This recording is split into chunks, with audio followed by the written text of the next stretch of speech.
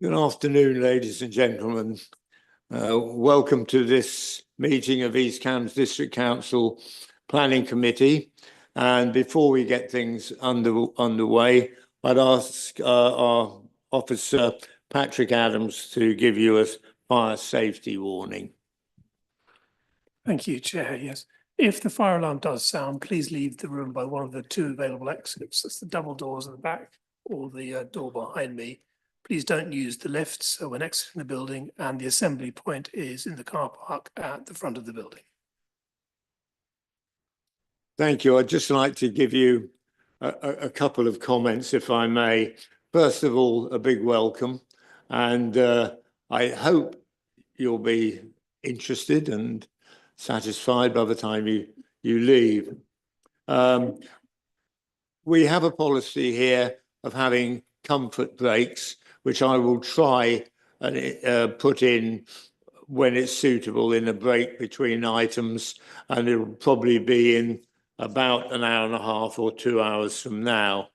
Incidentally, if you wish to have a comfort break before that time, you're more than welcome to use our facilities. It's outside that door, turn left, or outside that door and turn right. So please help yourself.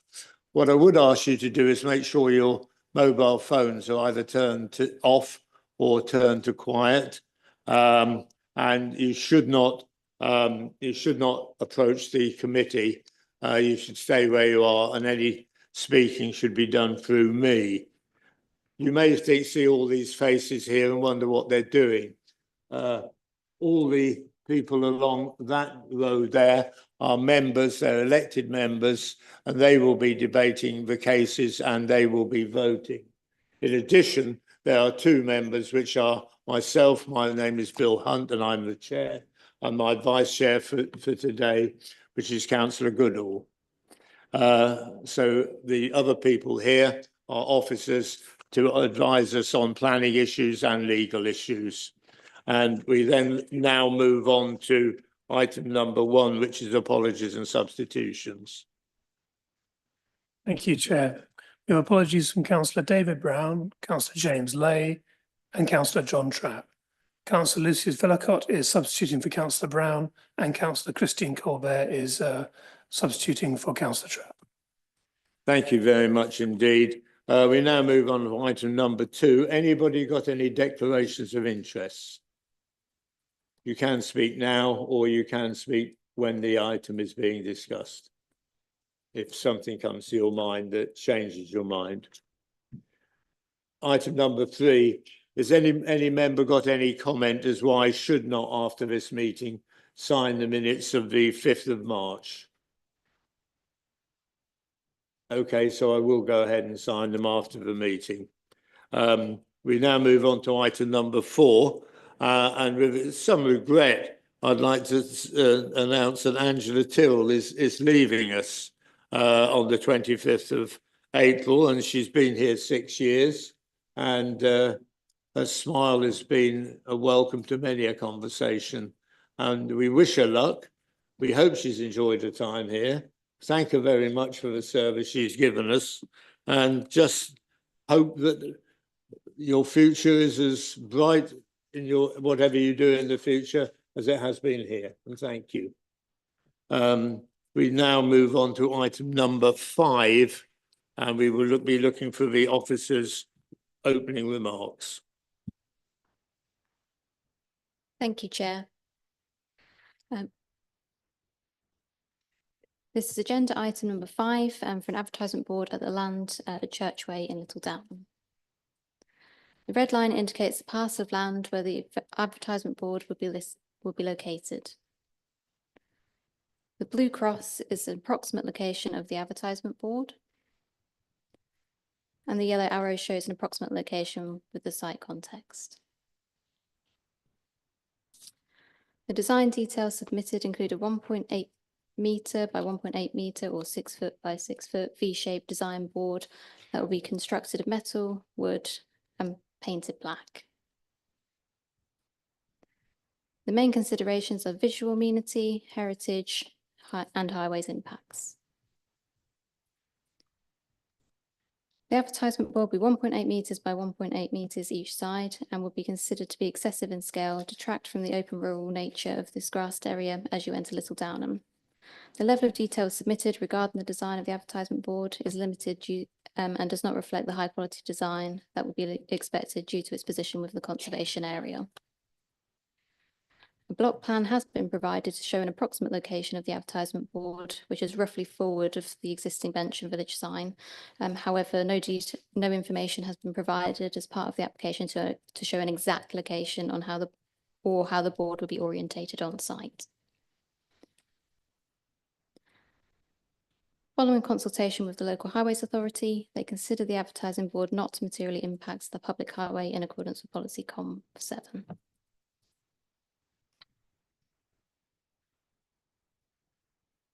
Members are recommended to refuse the application for the following reason. The development, by virtue of its scale, location and design, would fail to visually attract, preserve or enhance the wider street scene and conservation area. The proposal would form a prominent mass of development, which would be to the detriment of the open and rural nature of the junction at Church Way. Thank you.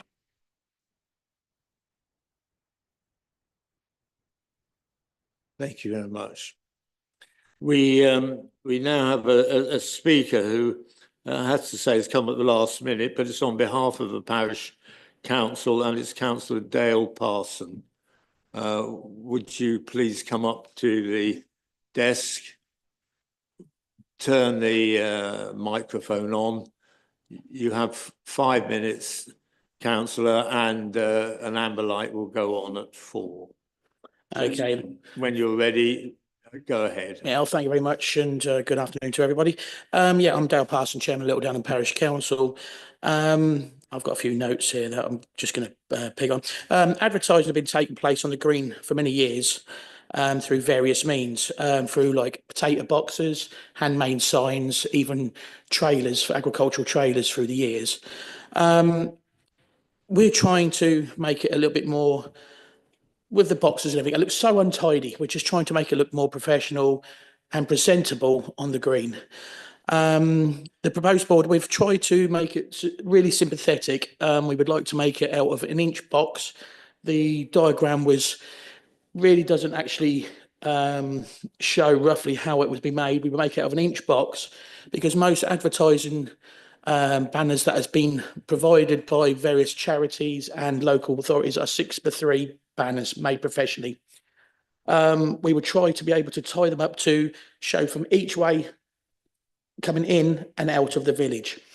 The positioning, which I noticed in the part of it, is not being decided because we were hoping that highways would like to advise, and we would like to work with highways to position it professionally. Where other people in the past have put boxes right on the junction, we as the parish council found that has been dangerous and visually, restricting the view at the junctions and making it hard work for vehicles to come in.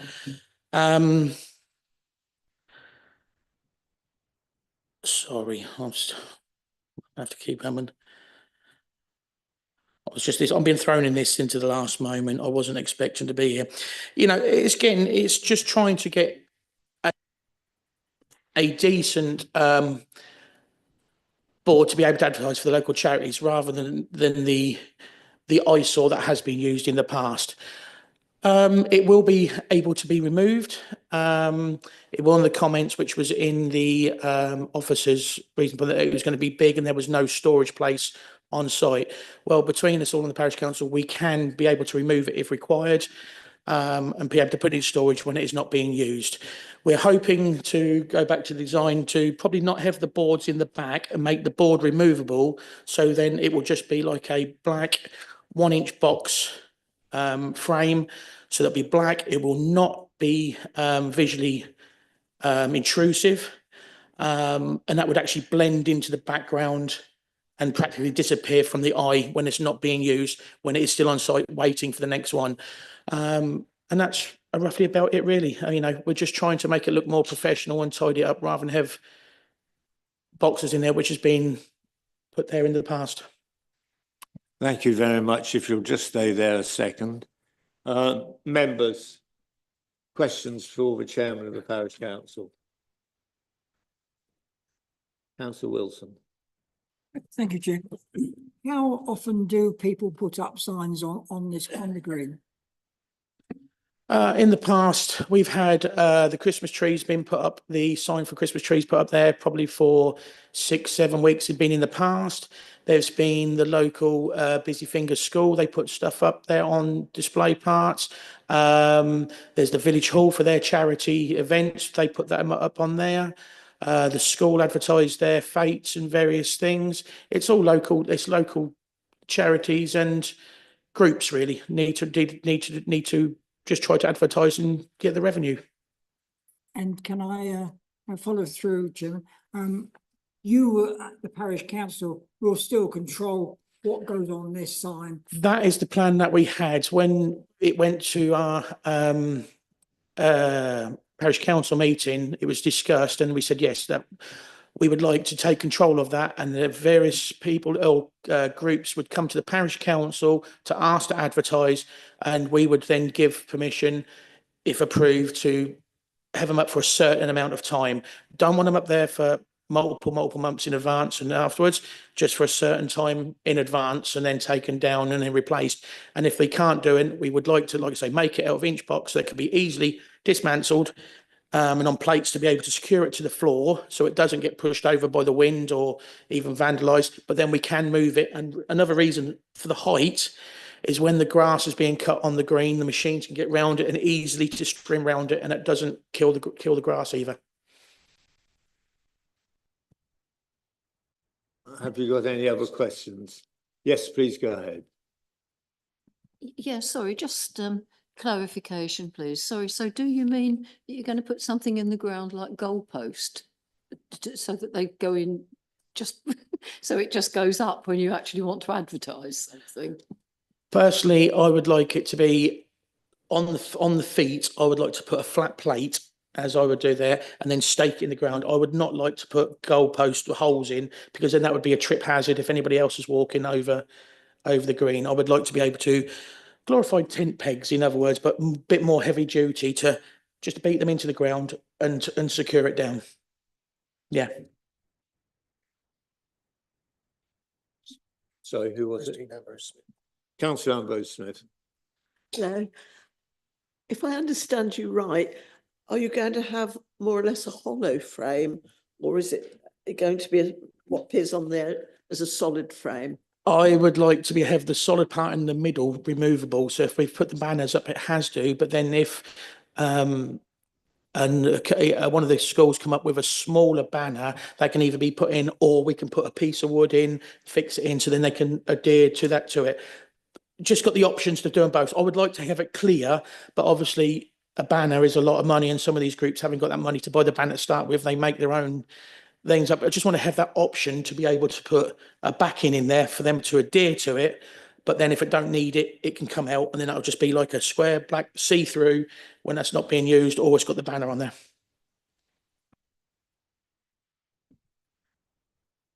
It seems as though it's quite a large thing, although I take on board what you've said about it merging.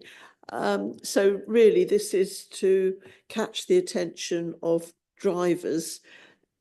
So having one in the centre of Downham, somewhere near the village hall or the school, wouldn't be an option from your point of view? The village hall is obviously a listed building at the front, so you can only certain places you can put them there. The reason it's 6x3, that is what a standard banner is, what companies say, and they advise that is the best side to see. Anything smaller, it's not visually very good. Councillor Sharp. Thank you, Chair. Thank you for just one question, and I think you've really answered it, but I just want to explore it slightly. The Conservation Officer says that it's implausible, reading his words, will be demountable, but from what you're saying, that's not the case. You'll be able to take it down. Yes, it will be. It will be possible to take down 100%. I mean, another comment he made was the access for foot people to walk across to look at it. Well, already we've got a bench on the green. The village sign is there. The bench on the green is very, very well used by walkers and people who actually go across onto the green to look at the village sign. There is another bench just opposite it as well. So, you know, pedestrian access has always been there and people have always walked across the green. If I can come back, Chair, sorry. And the other point, just trying to get it clear in my mind on what you said just now. The actual, there won't be goalposts, but there'll be feet presumably. So you don't want to have to dig a hole every time you put it back in. So there'll be something in the ground. No, there'll be nothing permanent in the ground. No. At the bottom of the feet, how I would like to do it, and or the council like to do it, is have a flat foot on the ground with probably 4 holes in. Then you would have a long stake with a hook, so they could hook it down like a tent peg, but a heavy duty tent peg. Okay, I'd like to ask you a couple of questions, if I may. Am I right in assuming that the things that would be advertised on these boards would be things like social events, Christmas parties, fireworks, Santa arriving in the village and that type of thing? In the village, we've got quite a few like little groups. There's the Busy Fingers, there's the Feffy School, the Village Hall, the church, and a few more charity groups in there. It's just going to open it up for people to advertise and help them to make it more sociable and unite the village to advertise it, because other things that I'm involved with, people say, oh, we don't see it advertised. So it's village events. We're not talking about. Yes, no, not having out the village. It will be restricted to village events. Yeah, and social occasions. Yes, yes. Whatever. That's right. That was one question. And did I pick up that the parish council will be maintaining this sign? Yes. So when it needs painting or repairing, yes, you'll be responsible for. I mean, yes, the parish council. If you've gone through the village recently, we've got a new clerk within the last 12 months, and the handyman is doing a fantastic job. If you rode through the village, you'll see the handiwork he's doing on the benches and the maintenance he's doing that. Yes, we would maintain that 100%. Well, thank you very much indeed. You can go back to your place now. Thank you. Thank you very much. And now we have Councillor Bailey, who is the local district council member for that ward. Councillor Bailey, I think you know the rules. Thank you very much, Chairman. Thank you for giving me the opportunity to speak. I think I can count on the fingers of probably one hand the number of planning applications I've put for the planning committee, so I don't do it very often. But I did feel quite strongly about this one. I lived in the village for nearly half my life, and I've been the councillor for nearly the other half of my life. So I've had a long association with Little Downham and the parish all my life. I'm 53, so it's quite over half a century now. And this behaviour has been going on the village green for as long as I can remember in my living memory. It's been much more informal in the past, with basically potato crates that people either attach their signs to or lean them up against, and often they're just hand painted and all very lovely and informal. And frankly, it goes on all over England, doesn't it? In every village, in every parish, and we see Wiccan dog fate sign and all sorts of things. So it goes on everywhere. It is slightly regrettable to me that parish council's sort of in a situation where it's got to formalise this position, really. It's not a comment about East Cambs District Council in any way, because, you know, they received a complaint about one complaint from somebody who had a particular angle that is not shared by residents, frankly. And so they were asked to bring forward an application to formalise the position. So it does seem a bit regrettable that's happening. But this isn't going to essentially change the practice that has been going on for the whole of my lifetime. It's just formalising it a bit and controlling it, frankly. It puts some controls in place as well. The parish council works incredibly hard to make the village and the parish beautiful and a lovely place to live. It's a very popular village and place to live.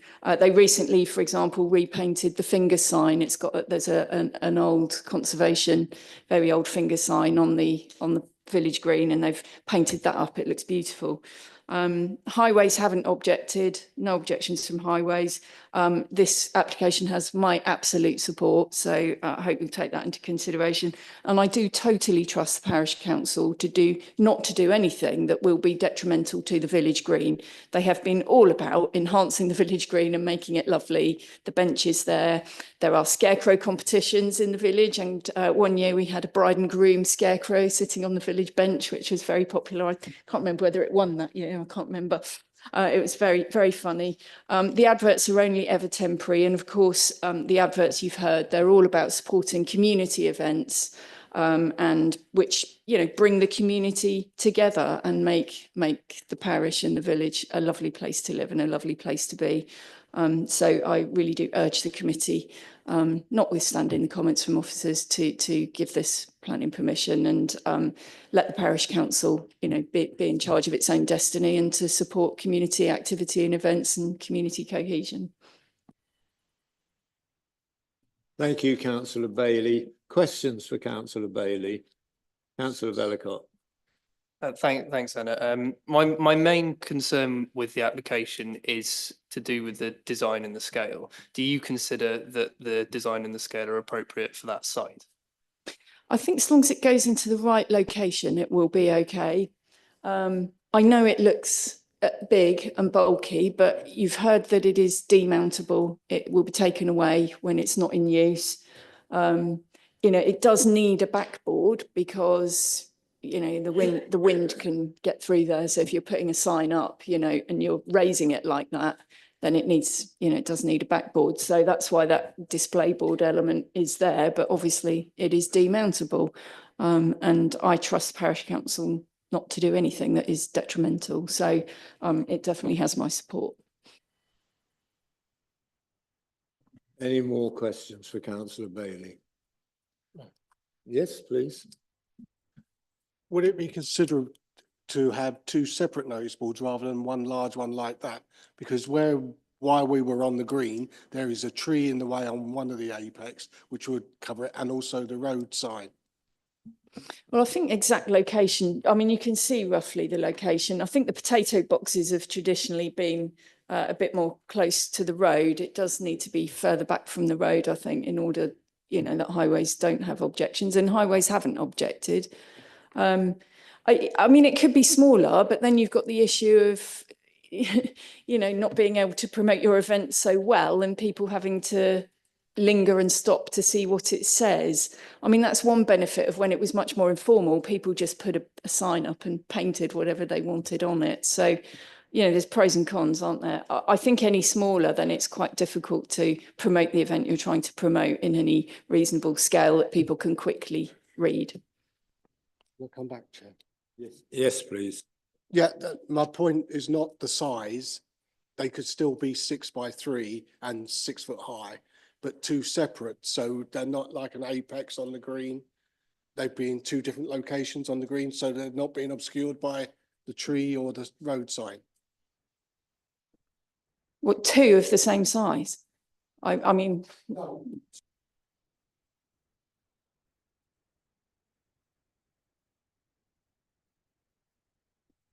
Oh, sorry, I don't think I'm the right person to answer that because it's not my application. No, I think we've got a proposal in front of us, and should the committee decide to go ahead with this sign, it's clear that there would be further negotiations between the planning department and the parish council, and a movement so it misses that tree, or a movement somewhere else could easily be sorted out. So it would be my thought that if, depending on what the committee feel, that there'd be later discussions between the planning manager and the chairman of the parish council, and I'm sure if necessary they could come to an arrangement.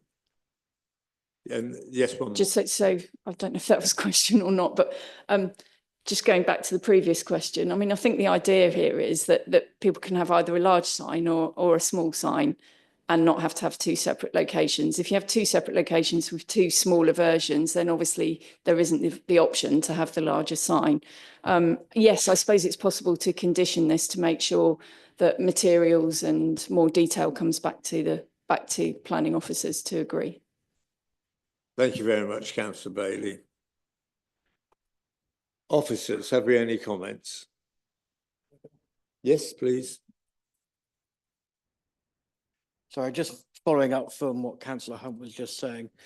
At the moment, because we don't have the exact location and we don't have exact specifications of design, should members be minded to approve the application, then it would be advisable to delegate that back to myself for us to have those negotiations with Parish Council before we issue a decision, rather than doing it via condition, because to grant a permission, we need to make sure it's precise.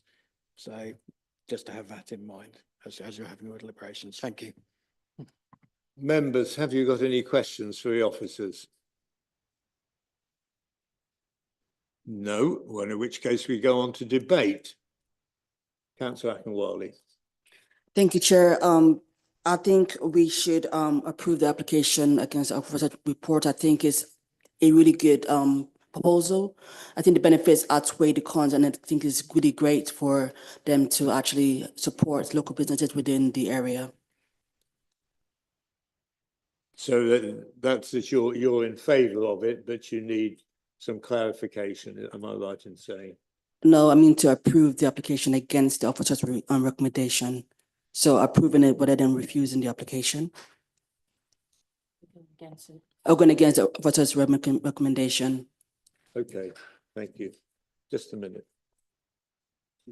She supported the application going up and against the officer's refusal. Okay, well, are you proposing that?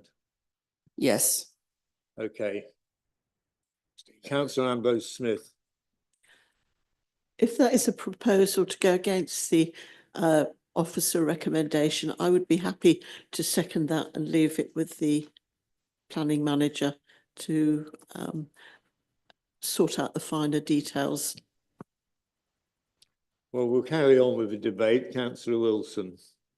Thank you, Chairman. I think the idea of having the triangular area means it's much stronger and less liable to be blown over the wind. Two separate ones would be much more much easier to be blown down. So I think what the Parish Council is proposing is very sensible. And I think we all know most villages have these temporary signs going up, and sometimes they're a bit messy. So I think that the Parish Council is trying to take this in hand, and as long as they're prepared to control it, which they seem to be definitely able to do, I will certainly be supporting this application rather than the officer's recommendation. I think if a parish council wants to do something in their parish on their green, I think we should certainly bear in mind that they do know what they're talking about. Thank you very much, Councillor Wilson. Any more? We have a proposal, we have a seconder, we have a supporter. Any more? We're in the debate section. Any more members who wish to speak? Well, of course, you may. Thank you. Thank you, Chair. Again, I'm with everyone else who's spoken so far in going against the officer's application to refuse this, on the grounds that if there are stipulations that the sign must be taken down when the dates have been expired, and so it doesn't become a vandalism point or a point for people to meet around and stuff like that and become a nuisance. I think it will be a benefit for the local community, which is always a good thing. Thank you.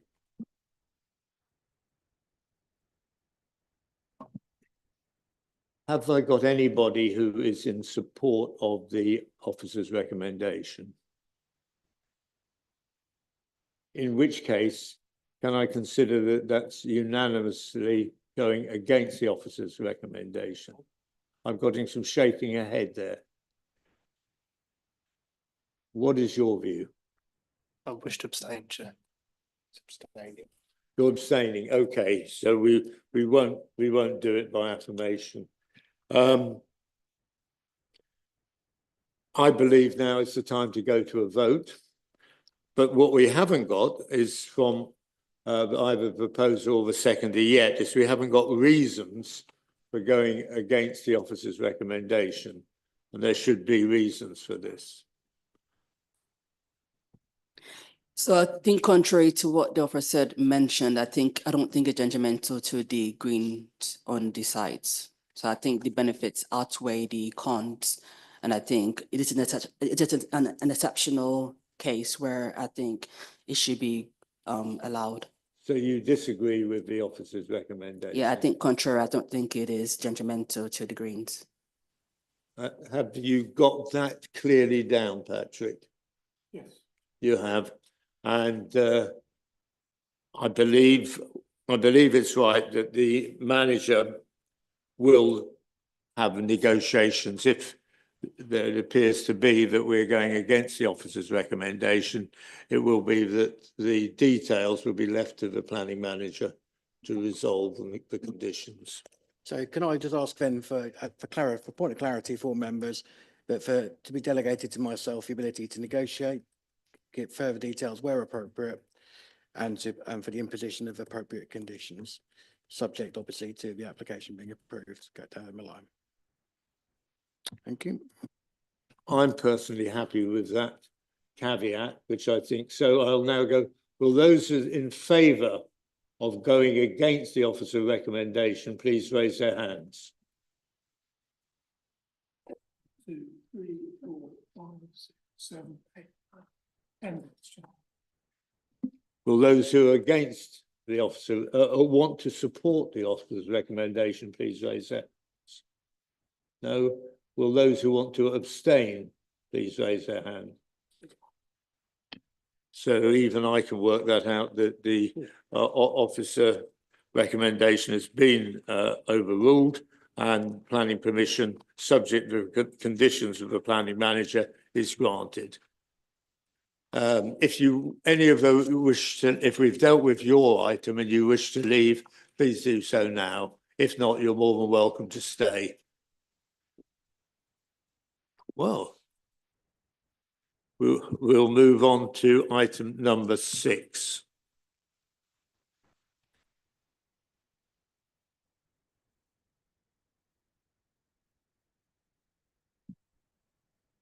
Thank you, Chair. Good afternoon, members. Agenda item 6 is an application seeking the redevelopment of the Caucus Crisps Taylor Farms complex. Members will have read the comprehensive officer report prepared ahead of this meeting, and the purpose of the presentation is to outline the main considerations for member discussion. You will note that the case officer was Rachel Gordon, who has now left the authority, so I'm presenting on their behalf. The above image shows an aerial view of the site. And the plan above indicates the existing building on the site in pale orange, which members will have seen this morning, with the previous built form of the site outlined in black.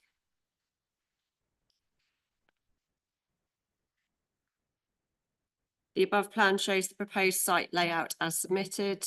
The redevelopment includes the erection of a new office block within the southwest corner, a new vegetable storage to the north, and a new production unit to the east.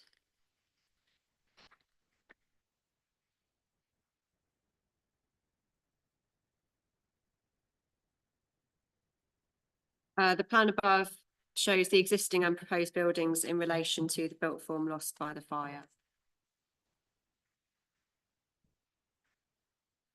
The elevations of the proposed main building are shown above.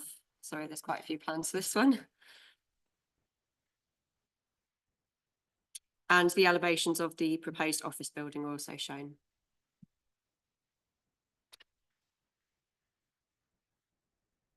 So the main considerations in relation to this application are the principle of development, residential amenity, design and visual amenity, highways, ecology, flood risk and drainage.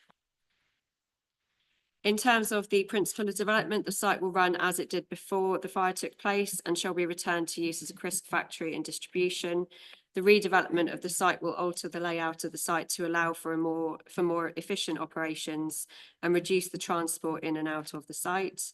By having two structured buildings, this will allow for lower external activity during the day, as there will be less transfer of products and goods between the buildings.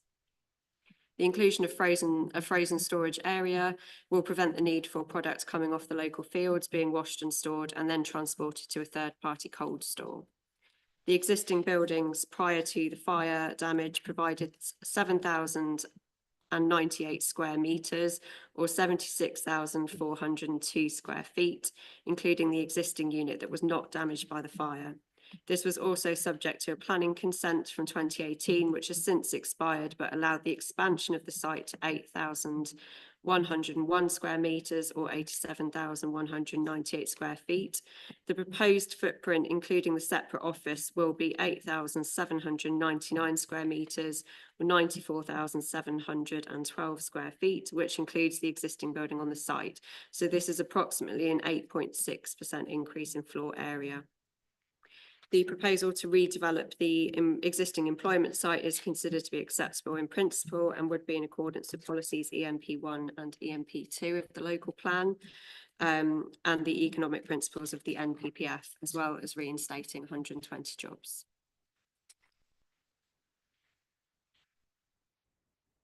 In terms of residential amenity, the site is a significant distance from the nearest neighbouring properties, excluding one property, Willow Farm, which is in the ownership of the applicant. The impacts on residential amenity have been discussed at length within the officer's report, and it concludes that there would not be any significantly detrimental impacts which would warrant refusal of the application.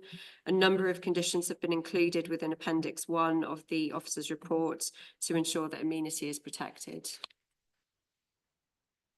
With regard to visual impacts, the proposed factory buildings have been designed to be in keeping with the existing building on site and are proposed to be the same height, so 13 metres or 43 feet, and members will have seen the existing building on site this morning.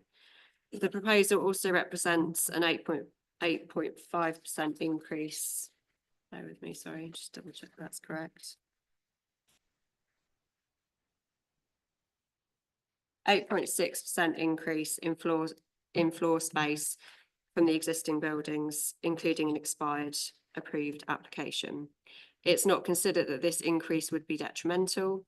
The proposed layout allows for landscaping at the front of the site and then a landscaping buffer between the car park and the factory buildings. The landscaping proposal also details tree planting and hedgerows around the site. A lighting report with a lighting strategy has been submitted with the application, and all lighting is to be provided in accordance with British standards and guidance notes for the reduction of obtrusive light. The lighting strategy and assessment outlines the lighting design criteria for the lighting design of the proposed new buildings to ensure that it's fit for purpose while maintaining sensitivity to the environment. This can be secured by way of condition. Environmental Health have also requested that any further lighting be prevented without approval from the local planning authority, and that condition can also be appended to a permission. With regard to highways matters, the site access will remain unchanged. A transport statement has been submitted with the application, which concludes that there aren't any existing safety issues that would need to be mitigated as part of the development proposals. Traffic generation is not expected to change from the generation of the previous site. The scheme will generate an average of around 18 HGV movements per week or 3 per day. The local highways authority and Cambridgeshire County Council have been consulted on the application and have raised no objections, subject to conditions for the proposed on-site parking, loading and turning areas, visibility displays and adequate drainage measures to prevent surface water runoff. With regard to ecology, the site is within close proximity to the Ease Washes and Triple SI impact zone. The site sits within the Goose and Swan impact risk zone. The habitats regulations assessments conclude the site is unlikely to be functionally linked land for geese or swans or any other qualifying species of the Ouse Washes Special Protection Area or Special Area of Conservation. Consequently, the development will not lead to a likely significant effect on the Ouse Washes SPA/SPC SAC. And Natural England consider that the proposed development will not have a significant adverse impact on statutory protected nature conservation sites or landscape. With regard to flood risk and drainage, the site is towards the edge of flood zone 3A and is situated in an area which currently benefits from Environment Agency flood defences. The use would be defined as less vulnerable and is deemed appropriate development in flood zone 3A. SUDS features comprised of permeable surfacing and swales are proposed, and foul water is to be discharged to below ground via discharge storage tanks. Sorry, that's quite a mouthful. It is considered that the drainage is acceptable, subject to conditions for final foul and surface water drainage details and surface water runoff mitigation being appended to any grant of permission. So members are recommended to approve the application subject to the conditions set out within Appendix 1 of the committee report and the inclusion of the following condition, which was circulated to members and the applicant earlier today, which just secures the use on the site. Thank you, Chair. Thank you very much. We have a statement now from Jack Eagle, unless he is here and wishes to make it himself. No? So, Patrick, will you read out, first of all, the statement from Jack Eagle? Thank you, Chair. Jack Eagle says, I believe there are currently enforcement actions awaiting on the site for Planning Inspectorate. APPs E0535, C23-333-4979 and AP E0535C 23-333-4980. Can the application be determined if the site is under investigation? The site has been used seasonally by Gressingham Foods. It is unclear what permission is associated with this operation. The site is currently being used for storage of a large amount of lorries. It is unclear what permission is in place for this. It seems as though the application title has changed from Corker Crisps redevelopment to now include Taylor Farms Complex. It is unclear how this change will impact those in the local area. It is still unclear as to why such an increase in the number of car parking spaces is required from the previous factory site. It is unclear what the hours of operation will be and also the associated HGV and other vehicle movement, which have a significant impact on local residents. I'd be grateful if the committee could address my questions above and also take into account my previous comments on the application. Thank you very much. Just before we move on to the next statement, I'd just like to thank officers for giving the briefing in both metric and imperial measurements. It helps people to understand and is very much appreciated. Thank you. And now we have a letter to be read out by Patrick Adams from Anthony Martin, unless Mr. Martin is here. No, Mr. Martin isn't, so will you please read out his letter, Patrick? Thank you, Chair. There's actually a Professor Anthony Martin. I wish to object to planning proposal 21-00396 FUM on the grounds of public health and public immunity. Specifically, I remain deeply concerned about the gaseous emissions from the factory as I was about the emissions from the original factory. I refer councillors to my previous note on this subject dated the 13th of March 2023. The basis of my objection is that still, to this day, councillors do not know the human health impact of the air pollution that will be emitted by the factory that they have been recommended to approve, and I would respectfully suggest that this alone should be grounds for the proposal to be rejected.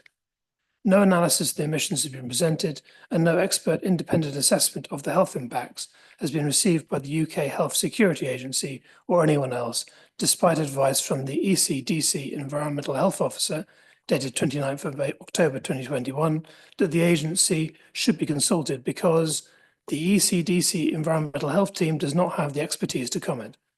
Various documents provided by consultants hired by the factory proposers claim, without supporting evidence, that odours from the new factory would be lower than those from the old one. Given that we residents sometimes had to retreat indoors to avoid the cloying stench from the earlier factory, that isn't saying much. Alarmed by the pollution emanating from Corcus Mark 1, I sought information and reassurance from the council that had given it planning consent, ECDC.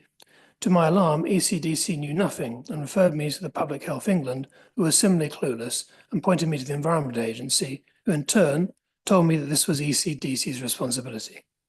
I hope and trust that this time councils will not consent to the construction of such a large industrial process in our midst until they can be certain that it will not damage the health or amenity of the people they represent.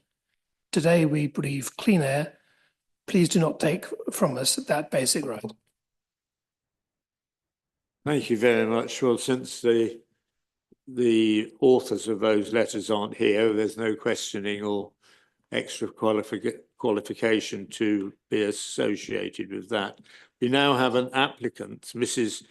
G.H. Taylor. As again, is Mrs. Taylor here and wants to speak, she may, but if not, then I'm going to ask for it to be a letter to be read out, if that's okay. So if you'll do that, please, Patrick. Thank you, Chair. From Mrs. G.H. Taylor, I wish to make a statement to be read out of the Planning Committee meeting on the 2nd of April at 2 p.m. I live on the site of proposed development of Corcus Crisps, and I had no problem living so close to the old factory and welcome a new and even better factory being built. It will have all the latest technology and bring a vibrancy back to the area. It will offer lots of jobs for local people. The old factory had well over 100 employees, and this new venture should be even better. It will take a lot of local commuters off the roads, making them much more eco-friendly travelling to work. Employment will be at a premium when all the new housing estates are being built in our new area and filled with people. Job creation is vital in a time of job cuts, countrywide. It will help revitalise the local shops and garage. They notice a big difference in trade when the old factory went. It will help local farmers by giving them another potato outlet with fair prices, not to mention cutting down on the road transport of the crop. This new market is needed to help our local economy.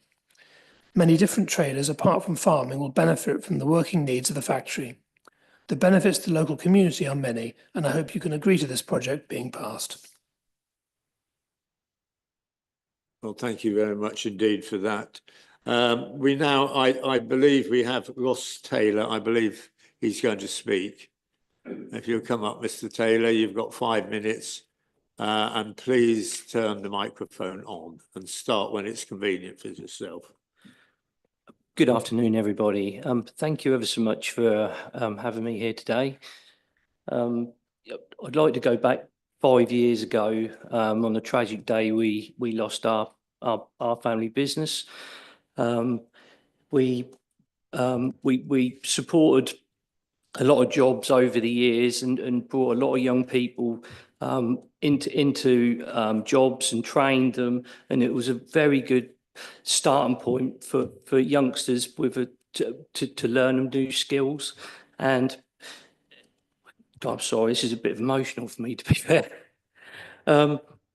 So I just want to come here today to, it's been a big journey for us as a family to lose our family farm. And we were so proud of this business, and it was such a big loss to the area. I'm here today to answer any of the questions. I've listened to the guys worried about the pollutions and the factory being bigger. What we've actually tried to do here is we've liked to innovate and embrace technology. And when we did Mark 1 factory, we did it without any experience, and we built it from basically our own hands. And this time round, we can harness all of the energy, all of the heat out the chimney pots, and there won't be no smells and things, because that now has a value to put back into the process. So every ounce of heat, everything we'll capture with all of our experiences and the new technology. And it was a big loss for the local farmers, because we could help enhance the crops, because we could use the smaller products that wasn't good for market, but we could put them in our products.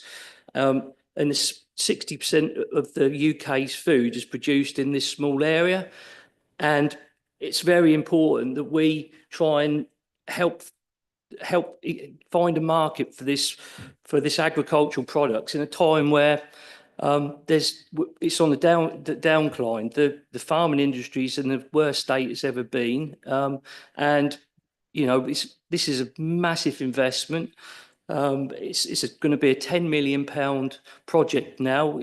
Since the journey started, everything's over double in price to build, and you know we're looking today for your guys' support to try and get this business back on the road again. And you know we had Princess Anne visit us, and she sent a letter of support to say, "I'll come and visit and open it." And you know, it's a lot of good things with this business to help the local area in employment, and it's a perfect location for such an enterprise. So, if there's any questions I can answer, please ask. Thank you very much, Mr. Taylor. Members, questions for Mr. Taylor. Councillor Whelan, I think you were first. There's obviously some objections on the hours of opening and things like that. How busy or what's the extended hours of the factory when it's opened? And also how many lorries and things and transport are you anticipating going backwards and forwards? So it was always a 24-hour-a-day, 7-day-a-week operation, but obviously certain times of the day was a lot quieter because you'd have people cleaning at certain times of the day. There'd always be something that needs to be done in a factory because we did run, you know, and the other thing is, well, we have to run. It's quite a seasonal peaks, because we run it around agriculture. But one of the big things that we want to do is we developed a method of freezing our crisps, and it was sort of a new thing because what we had is the seasonalities and the crops quality varied so much. So we would process a lot of products and then put them into freezers at turns and so on. And but we used to have to move them off. They used to freeze them and then we bring them back. But the whole point, what we want to do now is we just put them in store and then we cool them off as we need them throughout the year. So it's almost like Bird's Eye do with their peas, but it gets rid of this wave of product, and we don't need to use any imported products from abroad because we could use UK British produce all year round. And that was the big thing that we want to change with the business. Thank you. Councillor Bowe-Smith. Hi. I'm obviously very supportive of you rebuilding your business. It must have been devastating. The second letter of objection, Professor, I'm afraid I didn't catch the name when Patrick read it out. He did raise some quite serious questions. I won't say accusations, but during your process of considering how you want your new business to run, were you able to look into some of these questions that he asked and, you know, either work to eliminate the problem that he has raised or be able to give some reassurance perhaps to members that, you know, the things he suggests, you know, are taken account of? Sorry, that's not a very straightforward question. No, that's fine. Much appreciated. Well, basically, our process, all we ever emitted in the original factory was condensation. You know, and bearing in mind, I live next to it, and my mother lives next to it, and we never had a complaint ever. Which is quite surprising. All of a sudden there is one. but we're going to harness the steam and use it to power electric turbines. So it will all go through a thing called a water bath system. So it heats the water to create steam. So everything was in that condensation will be captured by the system. So it's basically won't emit any fumes at all, because they've all got a value to them now. And, you know, when we built the factory, the original, it was, you know, it was just like a normal restaurant. You know, every town's got a restaurant, and, you know, and McDonald's up the road, and everyone's got a kitchen what they cook their food in. So it's sort of, we're better than that. This is, you know, the more up-to-date ecological model. So you're confident, and your advisors are confident that nothing harmful will be admitted? Yeah, thank you. Yeah, 100%.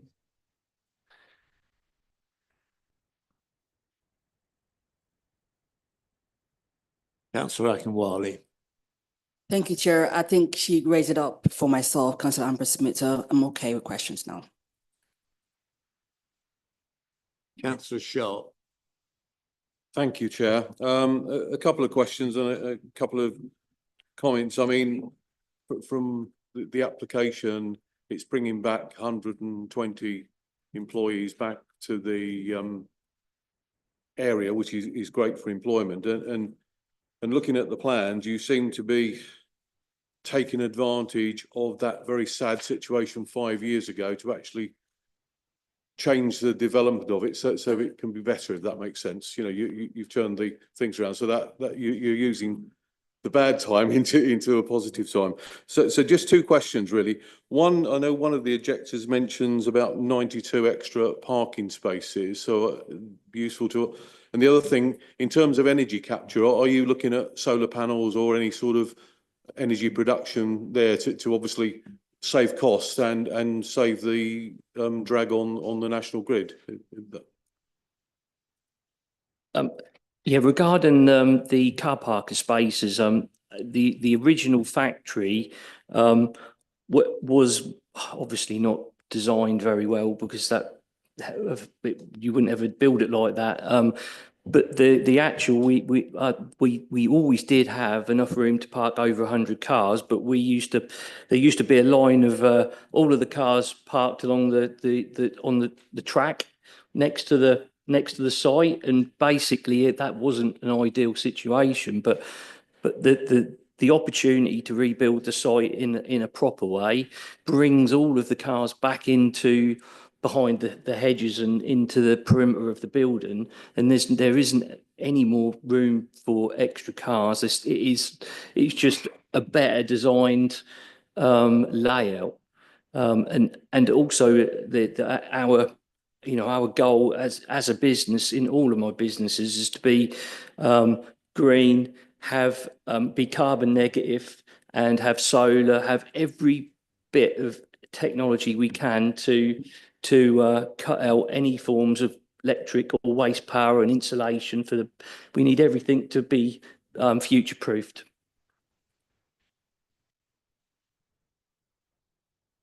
Is that sufficient for you, Councillor Clark?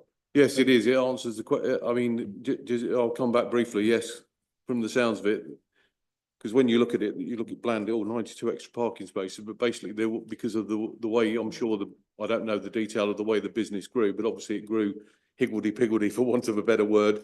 So those spaces weren't necessarily there on site, but obviously, as I said at the start, you're taking the opportunity of the very sad demise 5 years ago to actually construct it in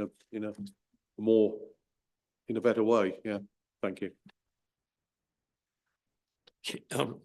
Mr. Taylor, I'm well aware that there's not a very active bus service past your front door, and that most of your employees would be coming by car or motorised transport in some way. What we don't want to do, of course, is to see cars parked on the main road. They would be a hazard. Are you confident that your plans will not have any cars parked on the main road? Yeah, 100%. So basically, we employed 100 people, but that was over a 7-day-a-week 4 on 4 off shifts, all different types of shift patterns. So we always had an awful lot of visitors from all over the world, and so we always needed 20 car parking spaces for like people who was coming. So we've actually got we're well in. You know, we're sort of well in with what we needed. We made sure that we're provided for every circumstance and still got a bit spare, because it's very important that everyone's kept safe with all the new health and safety rules and things like that. So when you're up and running and you've got back to your full size, would you have in your plans a possibility of a sort of minibus picking up workers from different villages? We used to do that actually. And you're doing that already? Yeah, we always did that.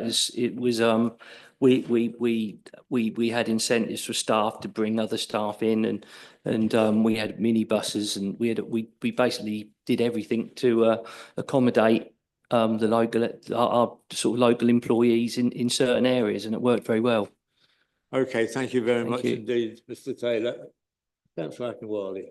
Thank you, Chair. Can you clarify or confirm how many parking spaces are can accommodate disabled parking? That's a good question. I don't know the answer to the 15%. Thank you. I think that's all the questions to Mr. Taylor. You could go back to your seat Thank now. you ever so Thank much. you. Turn your mic off. Comments from officers, if any.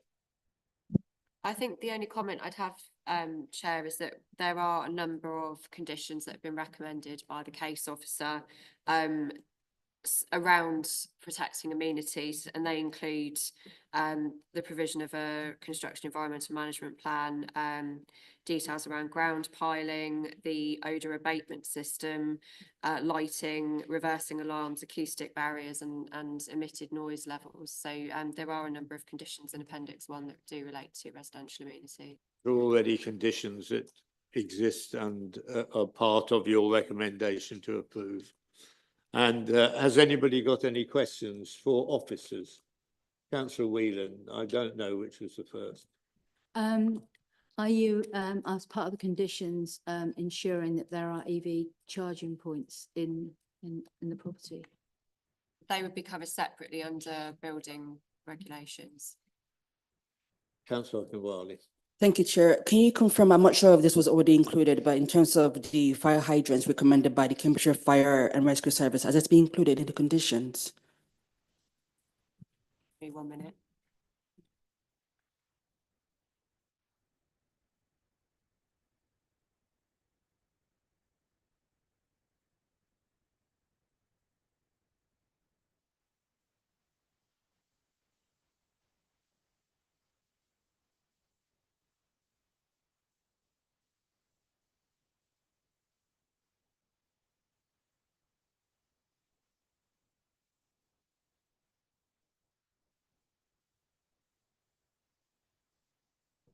Councillor Akinwale, we've been moving away from that as a condition because historically what we have found when we've put that condition on is it's practically impossible to get the condition discharged.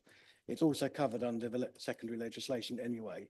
So under the fire regulations that they're required to follow anyway as part of constructing the site, they're required to put in things like fire hydrants and things like that. It's not really part of the planning process itself. Therefore, we haven't been adding that as a condition on recent permissions, and therefore that's why it's not shown as a condition that's listed. We can add it, but it's just a condition that would probably fail to meet the circular because it's already covered by the legislation. Is it possible to add it just for the sake of covering or ticking on all the boxes?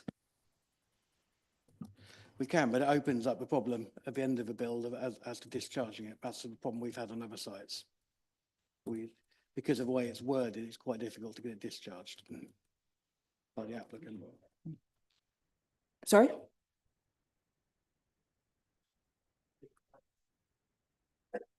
Okay, thank you. Are you satisfied now? Yeah. Okay, thank you. Mr. Taylor, please will you try and come via the chair? It would be appreciated. Thank you. Now we move on to debate. Lucius. Thank you, Chair. I think given that there are no policy deviations identified in the report and the slate conditions are appropriate, there's a huge employment benefit. I'm therefore proposing the committee award planning permission.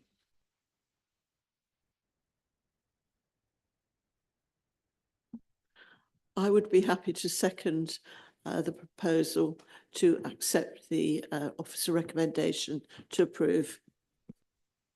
Well, we're going to continue with the debate as long as members want to go, but we have a proposal to accept the officer's recommendation, and we have a seconder to accept the officer's recommendation. But please, let's see this, you know, what members feel or don't feel or want to. Councillor Sharp. Thank you, Chair. I'll say a few words just to, I mean, I agree with the proposer and the seconder. I think we should grant permission because I think there's an existing use on the site. From a planning point of view, there's an existing use already.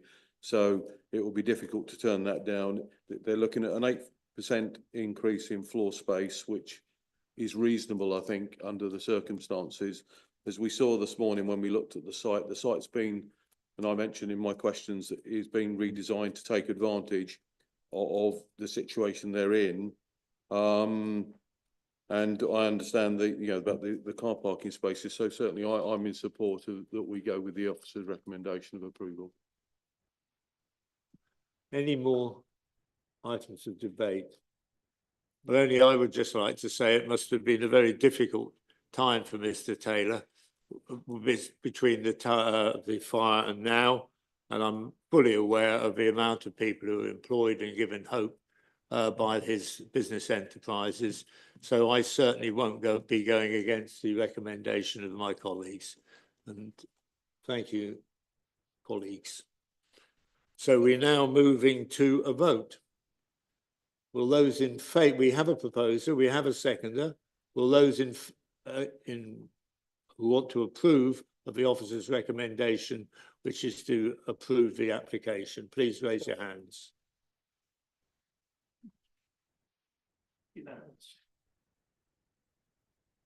Well, that's, yes. Just confirm that's with the additional condition. Of course, that is with the additional conditions as the planning manager and the officer concerned suggested. That is included. And you understand that, Mr. Taylor, that the conditions are as already discussed. Do you want to read them out? No, of course, it's far too many. It's as proposed. It's as proposed. So we voted in favour. You've got permission, so you can either stay and listen to other people's, or you can leave.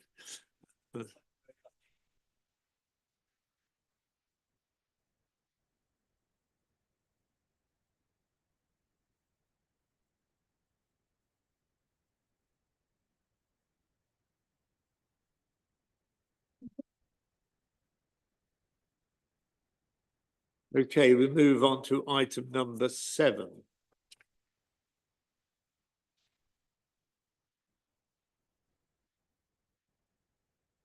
Go along. Thank you, Chair. There you go. Thank you. Agenda item 7 is for the proposed development of 4 tennis courts with external lighting, fencing, a clubhouse and associated parking, drainage, utilities and landscaping at land northwest of Harlots Farm, Soham Road in Stuntney. This will be quite a high-level presentation detailing only the most pertinent points. The rest of the Officers Committee report discusses the application in greater detail. The site location plan is shown on the screen for you now. And this image shows the site in relation to its wider context, with the Old Hall just to the north, Ely train station over to the west and Bartram Trees to the east. So the proposal is for the 4 tennis courts, a proposed clubhouse which is located in the blue sort of square in the middle, 16 car parking spaces and a new access. Let's wait for the laptop to keep up with us. There we go. And some of these are the site photographs. The site that we weren't able to see today, unless you might have seen it from the bus. Technical difficulties. is this view through the centre here. So the site would be located on this piece of grass, just between the gap in the trees there. And that's where we walked through this afternoon. So this particular site has planning history in the form of a previous refused application, which is for the same proposal, 4 tennis courts, external lighting, fencing, a clubhouse and associated parking, drainage, utilities and landscaping. That was refused on the 5th of October 2023, and that was for 3 reasons for refusal. I have very briefly summarised these on the screen, so they're not the full reading of them.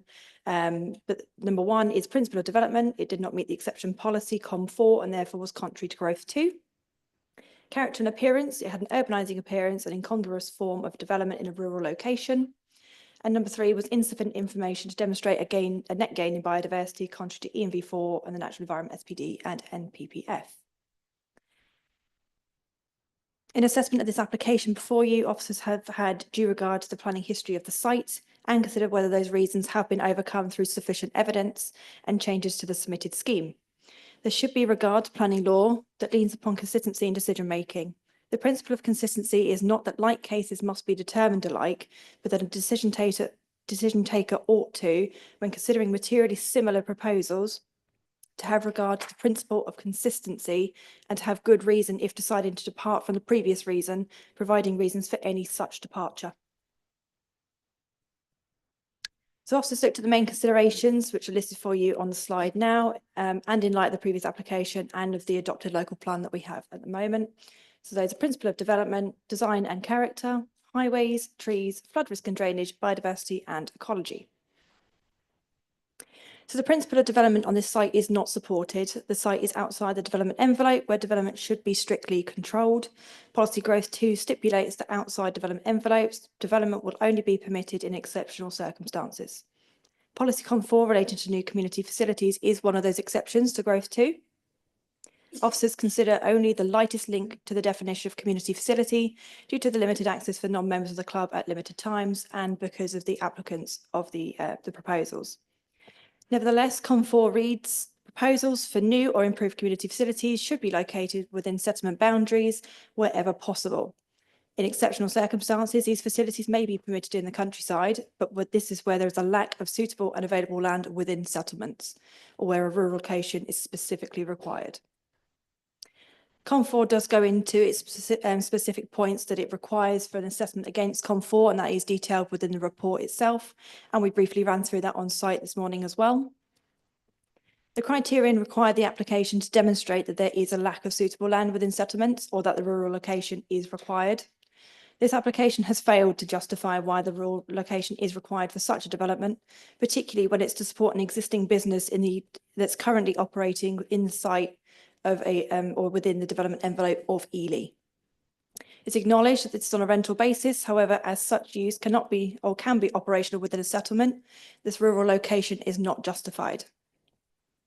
The site is also significantly removed from nearby settlements and is not well located by foot and cycle, therefore reasonable to consider that all users of the site would be travelling from further afield, and this could lead to unsustainable development. Furthermore, an alternative site assessment was submitted with the application and we have had due regard to that. We do have significant concerns over the robustness and the depth and justification that was provided within that document, where some sites were not assessed in any detail at all. Furthermore, there's no evidence or justification for why these sites that were listed in the sequential tests have not been included in a more detailed and in-depth study to assess their suitability. And we also have an adopted sports SPD, which is up to date at this time and states there is no requirement for additional tennis courts provision in this district at this time. The remaining points of COM4 have been addressed in more detail in the committee report, but that's a very high level approach to the assessment we've taken. In terms of design and character, it's very similar to the reason for refusal that was in the previous application. By virtue of its siting scale and urbanising appearance, the proposal will be incongruous form of development that would detract from the rural nature of the site. As you saw today, it's very much an open site with a tree belt to the left and the rear, and then we've got that degree of separation with the road, and we've got then the agricultural buildings of Harlock's Farm behind it. It's very much separate to that of Ben's Yard. There's a very definitive separation between the two. And the site would be breaking into the open countryside beyond that of the defined boundary of that road that we identified today and be entirely disconnected to any other built form. And therefore, we've considered that the proposals do not overcome the previous reason for refusal. In terms of highways, access and movement, the Local Highways Authority have requested a condition for more detailed lighting proposals, but they had concerns over the distraction of drivers from the main road. It's also noted that the proposal doesn't meet the minimum local plan or the requirements of the local plan in terms of minimum parking. Technically, as it was an old D2 use class, we would be looking at 1 space per 22 metres squared. Unfortunately, I don't have that in feet and inches. But that would mean 63 parking spaces, and we are looking to propose 16 on this site. It's likely that they'd be able to control the demand from parking through bookings. However, it's unclear whether if they held competitions or tournaments, whether this would increase the demand for parking, whether they have to use the overflow parking at Ben's Yard, which is where we initially got off the bus this morning. Overall, the highways said there were no significant impacts to the highway, so therefore we've considered in accordance with all mitigation that it would be in accordance with the relevant policies. In terms of flood risk and drainage, it's in flood zone 1. There is a significant amount of hard standing that would be required, but drainage to be dealt with via soakaways. There is no objection from the Internal Drainage Board on that front. In terms of trees, there are trees in close proximity to the site area that could be impacted during the construction. This wouldn't be a reason for refusal, and we could condition a tree protection plan. In terms of biodiversity, our ecologist has accepted the baseline from the BNG metric. This is the legal minimum requirement of all applications that are due with mandatory BNG. There have been some issues with the post-development habitats that have not been fully completed on the metric itself. But what we have calculated, or the applicant has calculated, that there'll be a likely on-site net loss of over 72% of biodiversity. No on-site gains would be able to be secured for 30 years, as the proposed lease period would be less than the mandatory period. However, this could be done via off-site units, which could be purchased fully off-site, and that would meet the requirements of BNG. With regards to ecology, there are potential for bats and badgers on this development site, but we have no surveys that have been provided in relation to these protected species. There could be mitigation measures and licenses that might be required, but these could be dealt with via a pre-commencement condition. There are significant concerns that have been raised in the ecologist's comments about the proposed floodlighting, and that a proportionally approach would be required, so we must assume that this is a suitable habitat for bats and badgers. There's no evidence to show that the lighting required would be suitable for bats or other nocturnal animals, and the lighting scheme also does not follow the ILP 2023 guidance, which is the Institute of Lighting Professionals. Overall, the proposal is considered contrary to ENV 7 and any 6 of the Natural Environment SPD and National Planning Policy Framework, as there's information that's been submitted in order to determine the potential impact on these protected species through the development of the tennis courts and the provision of lighting in this countryside location. Therefore, officers are recommended to refuse the application for 3 reasons. These reasons have not been overcome since the 2023 application and therefore retain a very similar appearance in their wording. There's been no significant changes, evidence or justification that has been submitted as part of this application that warrants a significant departure from the development plan. So I very briefly summarise the 3 reasons for refusal. Principle of development, no exceptions demonstrated that warrants a departure from the adopted development plan. The proposals does not form, sorry, that's a small spelling mistake on there. The proposals do not form a suitable exception under policy COM4 and is therefore contrary to growth 2. Character and appearance proposes an urbanising appearance of the countryside and creates an incongruous form of development in a rural location contrary to ENV1, ENV2 and ENV4. And insufficient information to determine the potential impact on protected species and to demonstrate that it can achieve a net gain in biodiversity contrary to ENV7, Natural Environment and NPPF. Thank you. Thank you very much. We now have a speaker, Richard Seamark, who's the agent. Is Mr. Seamark there? Yes.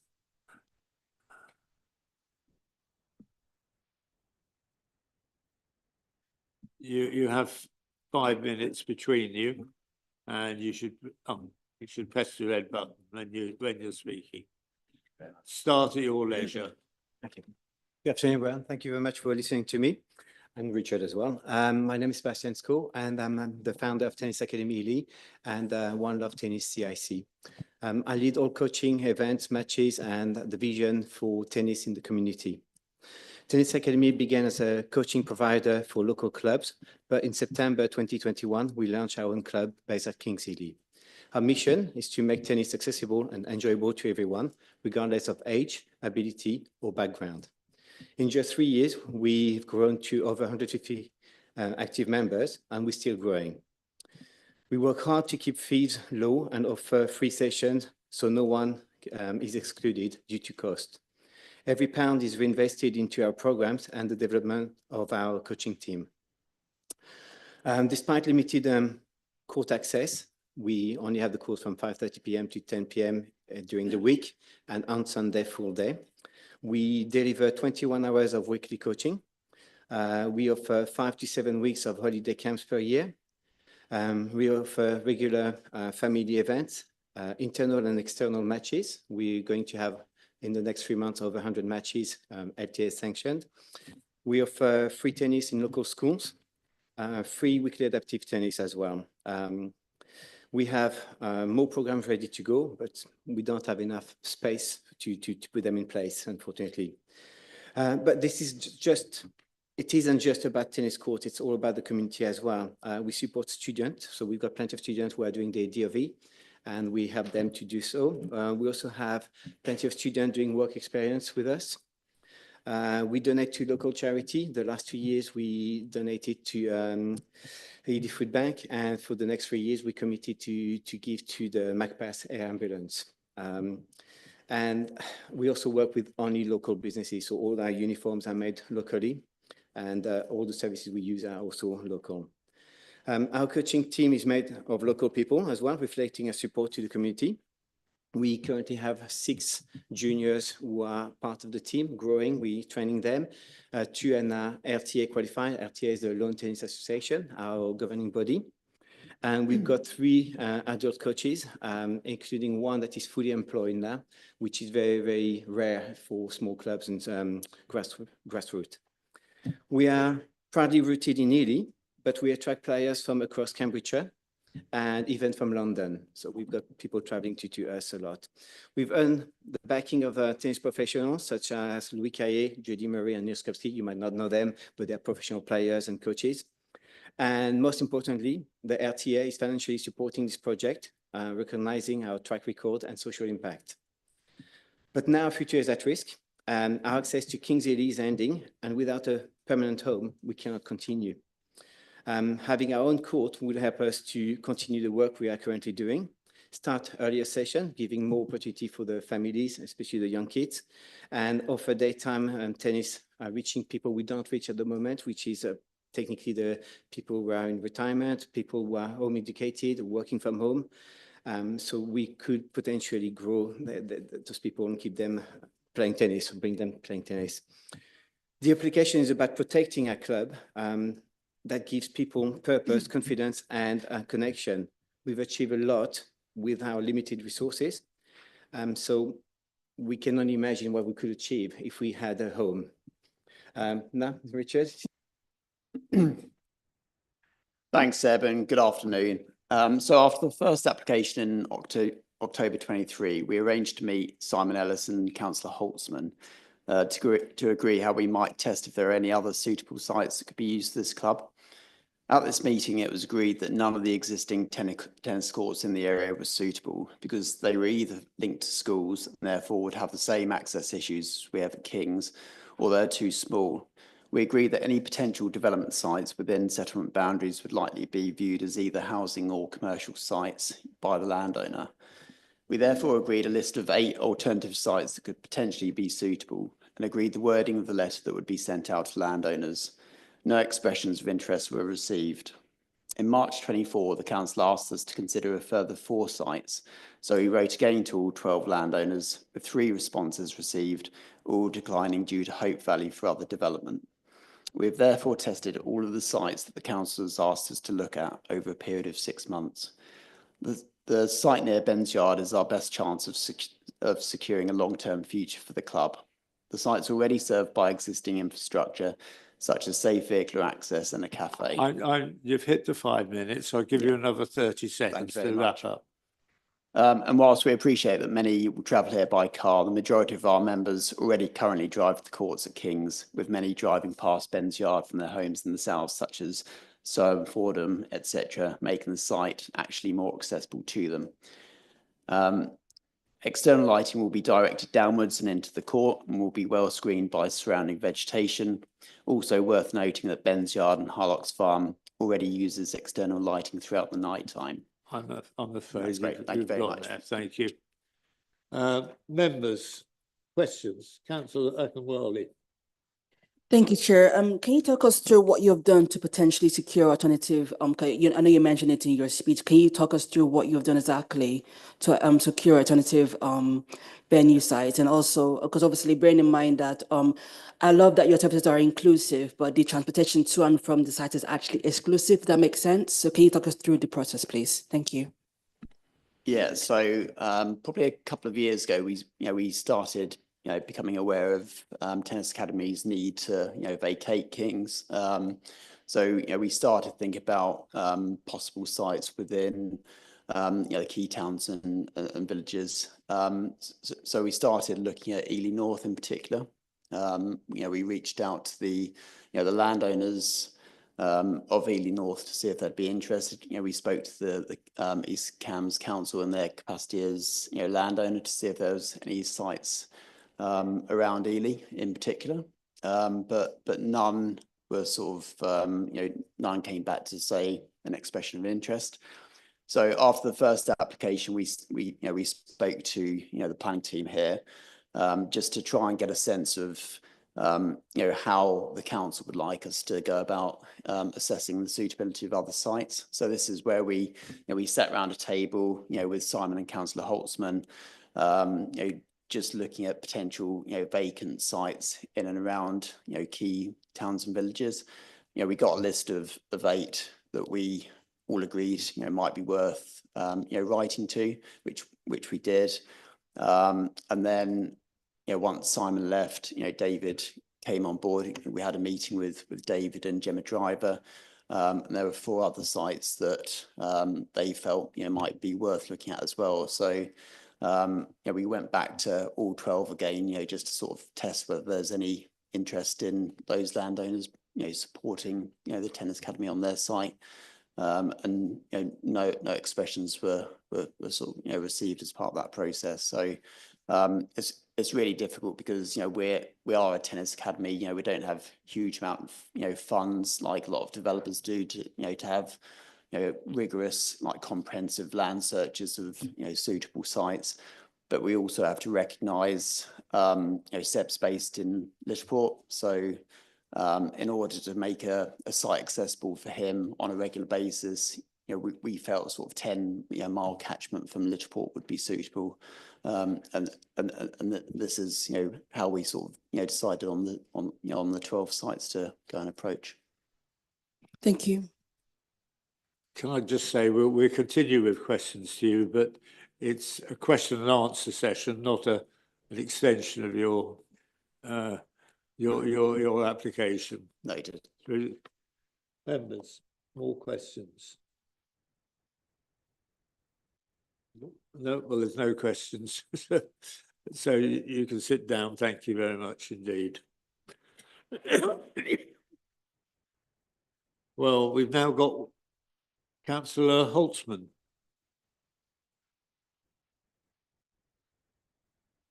Councillor Holtzman is the local member.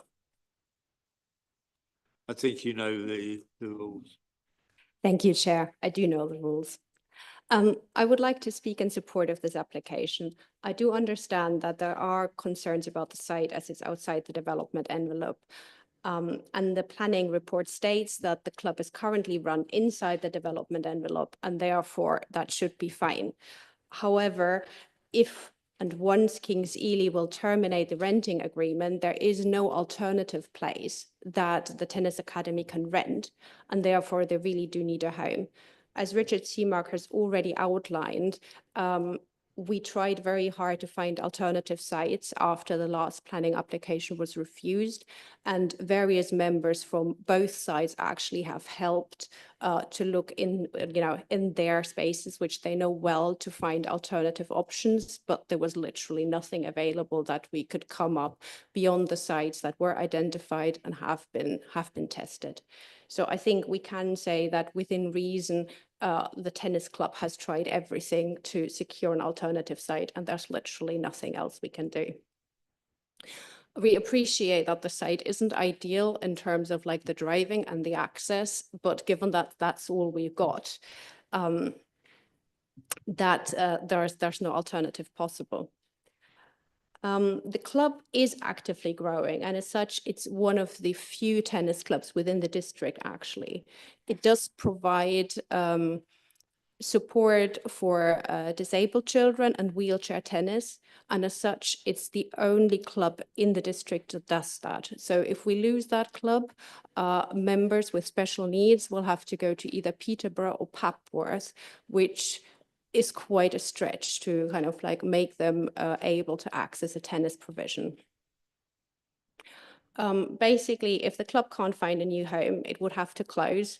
The existing clubs that are already out there do not have capacity to take on the current members. So we would actually lose provision. And I think that very clearly shows that there is a need for more club space and for more tennis space. The ECDC sports provision report from 2020 already highlighted then that the club was in a very precarious position, but was already providing kind of excellent tuition. And I would like to highlight that I had many more emails in support from residents on this than on any other topic I've kind of like ever had to consider. And it was very lovely to see that there is such appreciation for what the club does locally.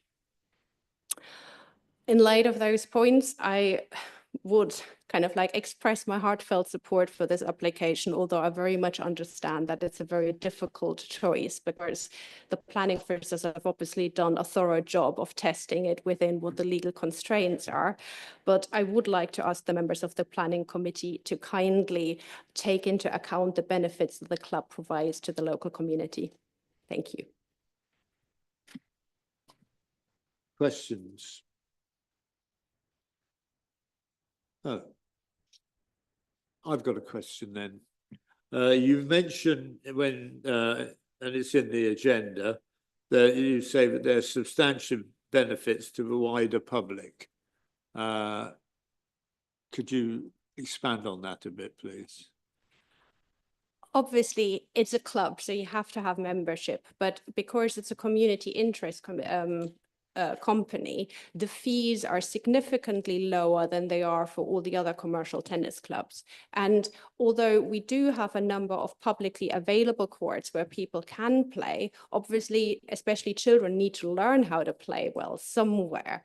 So that's why kind of like supporting the club is an investment in the future in getting people interested in a sport, being able to play it well, developing a community around that, and then for them to go out and as adults or as teenagers to go and use freely available courts as well. But if we don't do that, then there isn't that much benefit we get from the sports facilities that are already there because people don't know how to play. While we were discussing the application on site this morning, we were told that the amount of time that the courts would be available to members of the wider community was really quite restricted, and it was fairly awkward times. Can you tell me, for example, what the hours are that they would be for community use?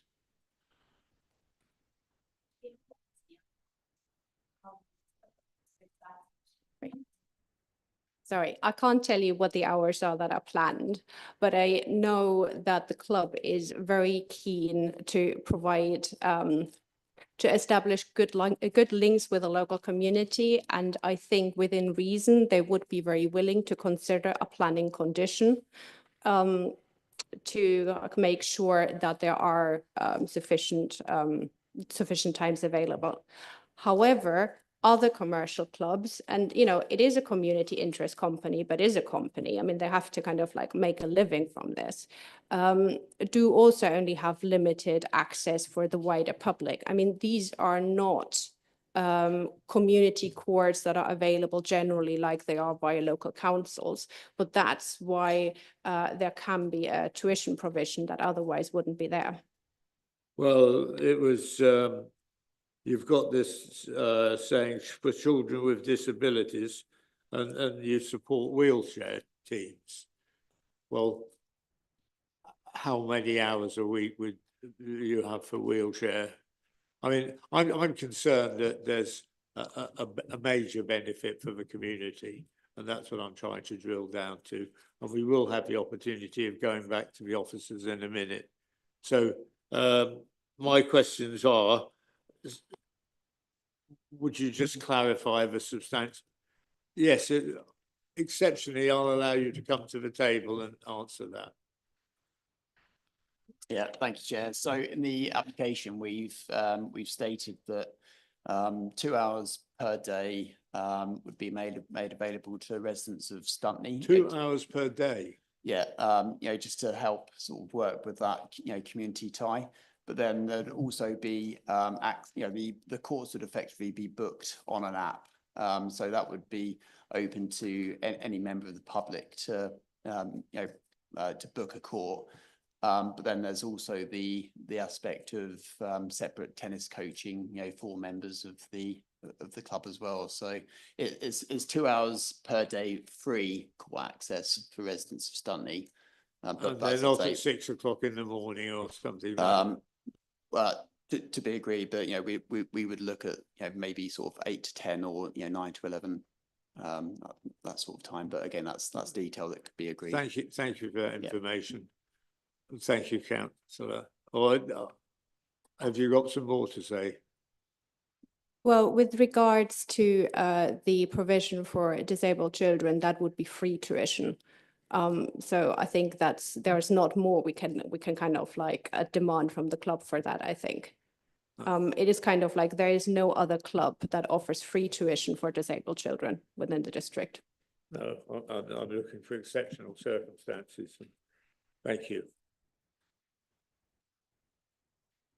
Now we have any more before we move? No? We're going to move on then to officers with any more statements you'd like to make. Before I pass back to the case office, I just want to remind members of what we're looking at here is obviously against the grievous reasons refusal is effectively a land use. Sorry, Councillor. So what I was trying to say is what we need to be considering here is obviously you've got the previous reasons for refusal and whether or not they've been overcome. What we're not looking at here is the individual club. We're looking at a use here for it to be used as tennis courts. We're not granting a personal permission, or certainly that's not how officers have considered it. They've considered it as a land use in this location and whether or not it is the right use in this location. And that's what I urge members to do when they're considering this application. Thank you. I'll pass you over to the case officer for the more technical side of things. Thank you, David. Yeah, just a couple of points to make, Chair, and just in response to both Councillor Holtzman and the applicant and the agent there. In terms of the lighting, there's a comment that the lighting wouldn't be much different to that of what's already on the existing site to be used at night. The difference is those are sort of regular lights that you'd have in a car park. What we're looking at here are 10 floodlights. There's quite a significant change in the luminosity of those and illumination on that, and you would see that far afield, more so than what you would from Harlock's Farm and the Benzyard site in terms of the existing lighting on there. Another is to just remember that the refusal reasons that we had before and are coming forward on this one as well. The refusal reasons, there are 3 of them. It's not just a singular on the principal argument. We have the design, the character, the countryside impact, and we also have the ecology and the biodiversity as well that need to be considered. In terms of the justification of the alternative site assessment, as much as we fully appreciate the positives of what this sort of scheme could provide and the leisure facilities, we just do not have the evidence that we've been able to assess to say that these sites are not available. We cannot consider information that we have not been able to assess. And that information is not in the site assessment, which was or is still on the public access online for members to have read and to have seen. We must, apologies, that's flicked on there. We must have the evidence and justification in light of COM4 to justify that this would be an exceptional circumstance and warranted as a departure from the plan as an exception policy under Growth 2. And we do not have that information that we have assessed to be able to make that and overcome the reason. We cannot justify the departure and that there is a lack of suitable land without this sustainable or this suitable evidence behind it. I'll also draw the members' attention as well to paragraph 7.1.8 of my committee report. I'll give you a moment just to flick to that paragraph. In summary, it talks about the alternative site assessment and where the applicant and the agent have documented key factors that would inform the assessment of the alternative sites. It's on page 3 of the site, alternative site assessment. The site at Harlocks Farm has been selected for this application but has not been included in an assessment of its suitability credentials, nor does it explicitly detail in the planning statement how the proposed site meets the key factors used to assess all of the alternative sites that were put forward. Officers have significant concerns over the lack of evidence and justification for this proposed site and that all reasonable avenues to explore alternative, more suitable sites have been disregarded. So it's just to draw members' attention to that paragraph and the evidence that was provided. And then finally, from me, with regards to the hours of public use, we would not consider the 2 hours per day hours to be agreed as sufficient to tilt the balance into exceptional circumstances in this case, and also make members aware that this would only be to residents of Stuntney, which has a very limited population, so the wider balance of benefit to the community does not extend to that of Ely itself. It is just to Stuntney. Thank you, Chair. Thank you. Council, questions to the officer? Councillor Akinlari. Thank you, Chair. Can you clarify that if you mentioned you're not received evidence of these site assessments, if that was provided to you, would that decision be different to the refusal? So I wasn't the case officer for the previous application, nor was I included in the conversations that happened between the two applications. But that site alternative site assessment was submitted as part of the documents for this application itself, and they were available online for view for public access. So that was submitted as part of this application to support the proposals that were put forward. Thank you. Councillor Wilson. Thank you, Chair. I believe you said there are only 16 car parking spaces and that our requirement would be significantly more than that. Is that correct? Yes, that's correct. Under its old D2 use class, let me just find my notes here. I'll flick back to the slide very quickly. So technically, we would expect 1 space per 22 meters squared. So that would be 63 parking spaces that we would usually expect. This would obviously be uncontrolled parking, but in this case, it would be likely, although it's not confirmed, that the demand would be controlled through bookings. Obviously, that doesn't equate for any competitions or tournaments that the applicant wishes to use on the site. And presumably, it doesn't account for the fact that some tennis might want visitors to actually an audience to watch the. It doesn't take that into consideration, no. And therefore, they would have to park in the Ben's Yard car park and walk that very significant difference to the area, would they? Yes, that car park would be, it's under private control, so it wouldn't be anything that we could control under this application. So people will park where they need to as common sense. Any more questions for the officer? No, in which case we move on. Are you being ahead of the game for debate or behind the game for questions to officers? Oh, well, that's not going to help me. No, well, I will do my best. Forgive me, being new to this, relatively new to this committee, are we in a position to defer the application to give the applicants an opportunity to address some of the issues which the officers have identified. Thank you. David, I'll let you cover that one, please. The simple answer to that question is yes. Members have always got the ability to defer applications. Officers, however, would usually say, we brought this to you because we think that we're at the final stages where we are able to determine it. And we did not think that any of the changes would likely change our recommendation. So I would urge obviously members to have a debate about which direction they're going to go with this before considering any sort of deferral. Okay, thank you very much. We now move on to debate. Councillor Akinlari. Thank you, Chair. I think if it's possible to defer the application based on the things that needs to be addressed, I'll be happy to defer it. Thank you. You want it deferred?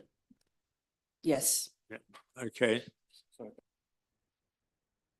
Can I ask members on what basis they want it deferred? What areas do they think that could be overcome that would persuade them to change them?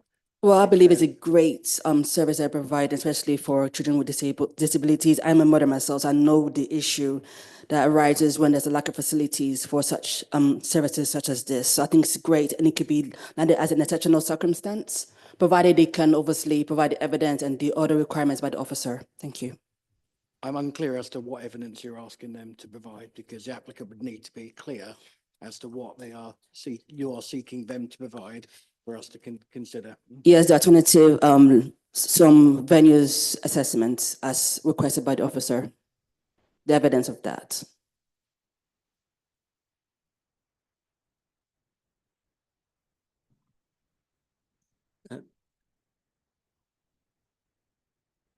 I was going to say any report of that type is likely to take, we're talking months rather than, so I'm not entirely sure how reasonable that would be to ask them to go away and redo a report that they've effectively done for us. I will ask members obviously to conclude their deliberations first before going down that road, because it would effectively end up with an open-ended application, which is obviously not something that we would normally, certainly with our negotiation protocol, be seeking to achieve.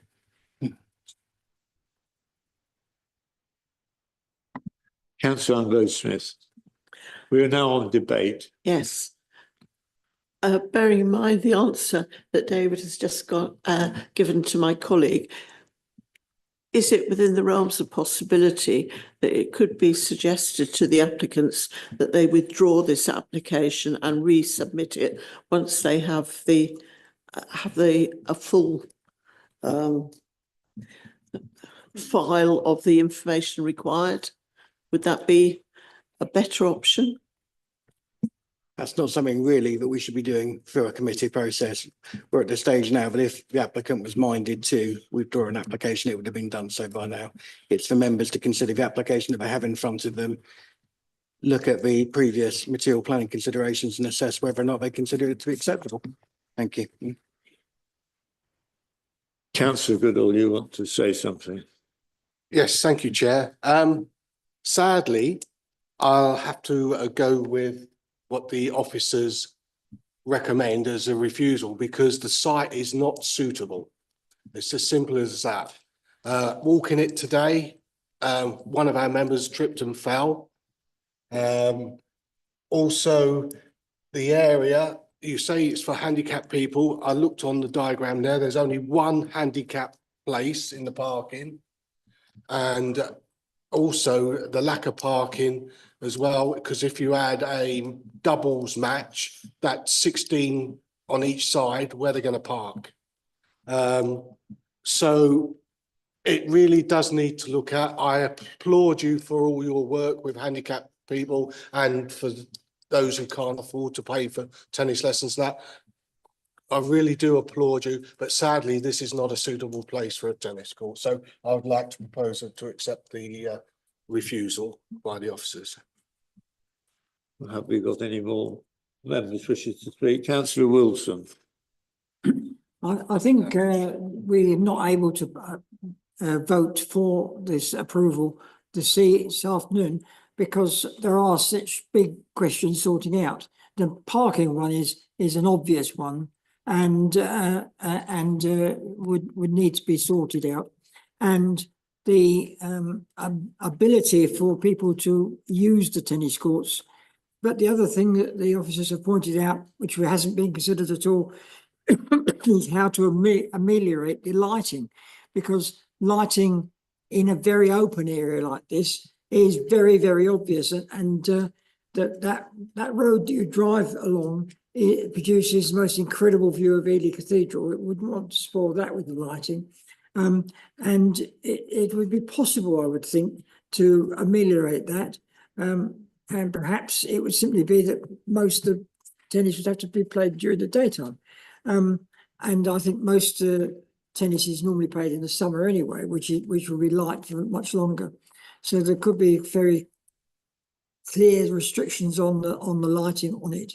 But that's not available in what we've got in front of us. And the ability of people to use these tennis courts who are not already members is not at all clear, and needs to be sort of expanded upon. And the other thing which we haven't really looked at is the need, as we have a legal obligation to provide more environmental benefits than exist on the existing site on any planning application.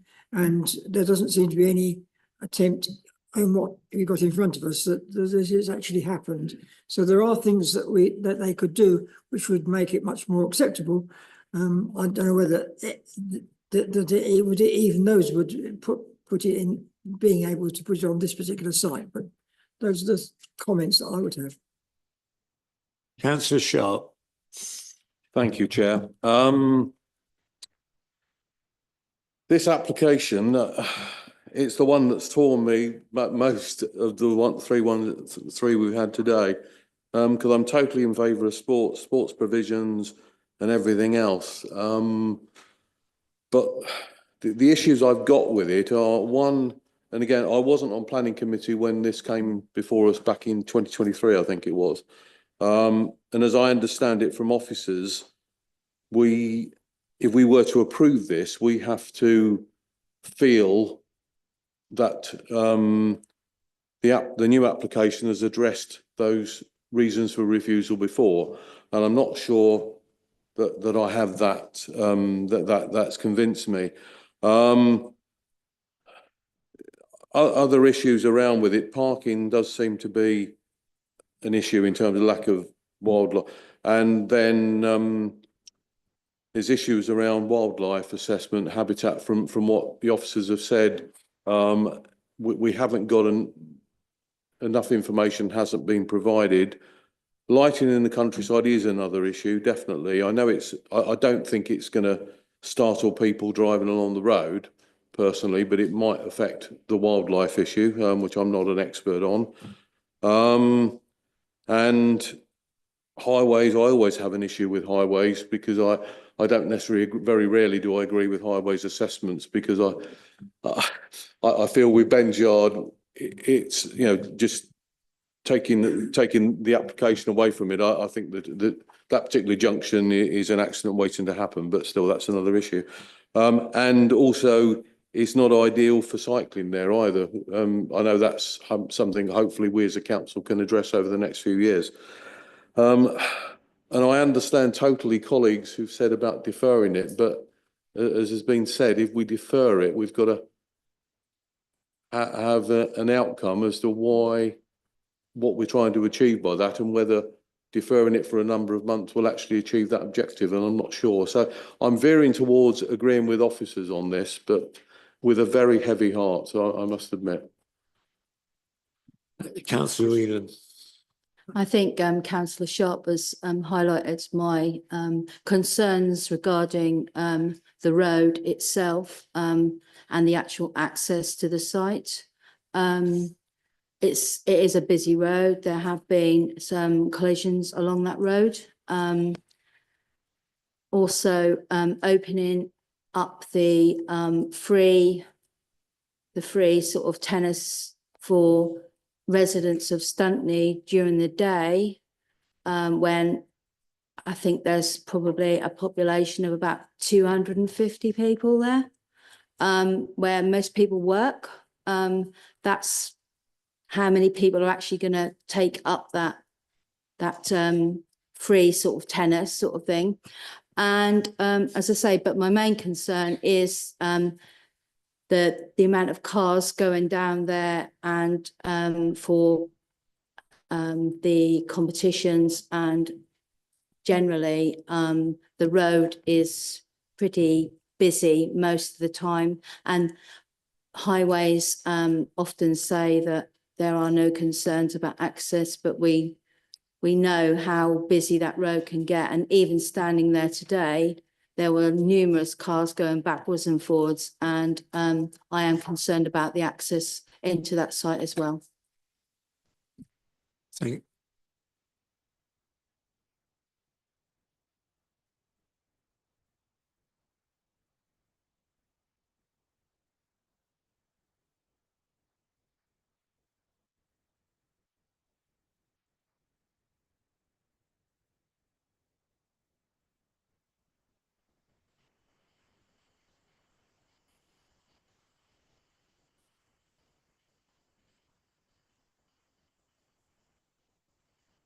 Thank you, Chair. I was just going to say, I think it's a brilliant scheme, but sadly it is in the wrong place. So I think I think that is always going to be the issue.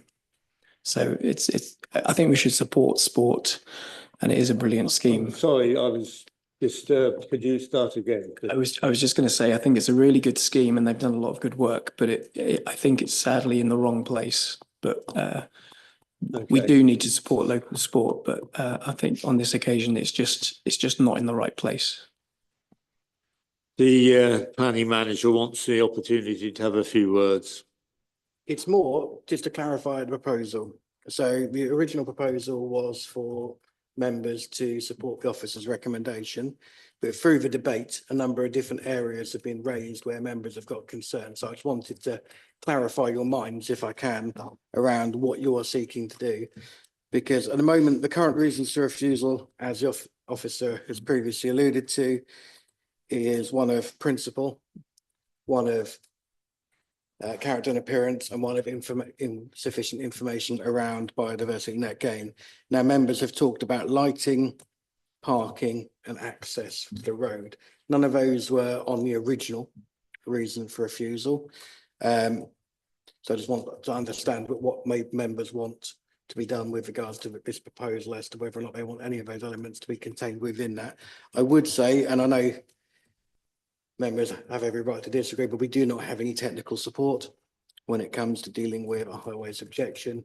So if it went to appeal, that would be a difficult reason for refusal for us to substantiate. Not impossible, but difficult. With regards to parking, we do have policy support on that, so that could be integrated into one of the existing reasons for refusal, should members be minded to do so. Same thing on lighting. That could potentially be controlled by condition should an approval be done. So we could just say insufficient. Sorry, we could say insufficient information exists with regards to lighting. I'm just going to withdraw, or we'll just have a break for about 2 or 3 minutes while I discuss with my colleagues. So we're now into a comfort break for 3 or 4 minutes. I'll reopen the matter in a minute.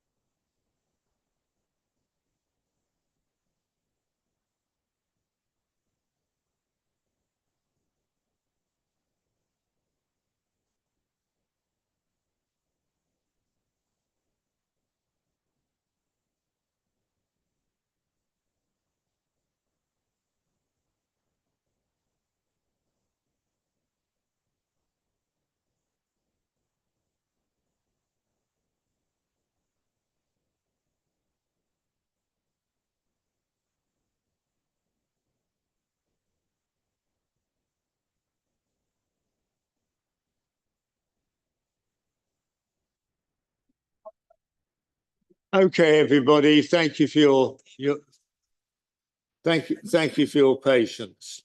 We have a proposal from Councillor Martin here, and he hasn't got a seconder yet. Well, he appears to have one now.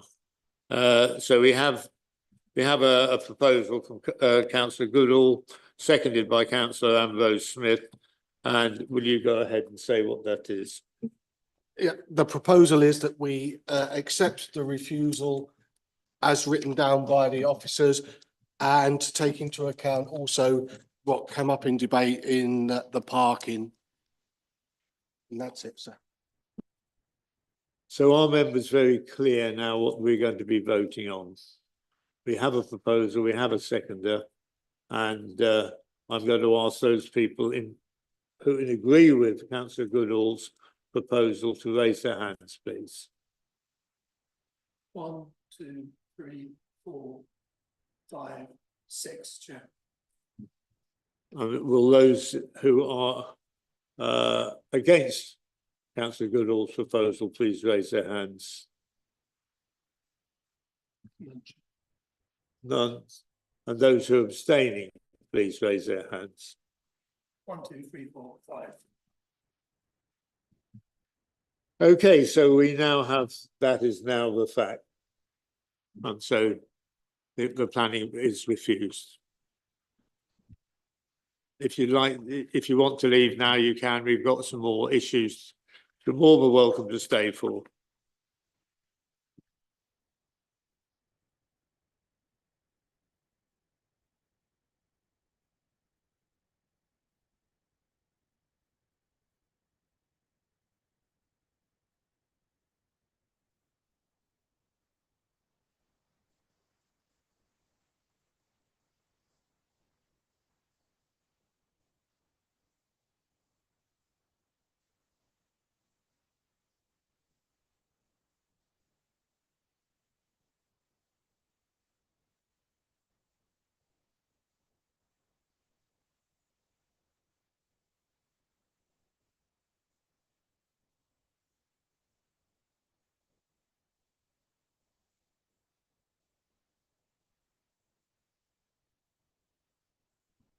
Mr. Moran, you'll go.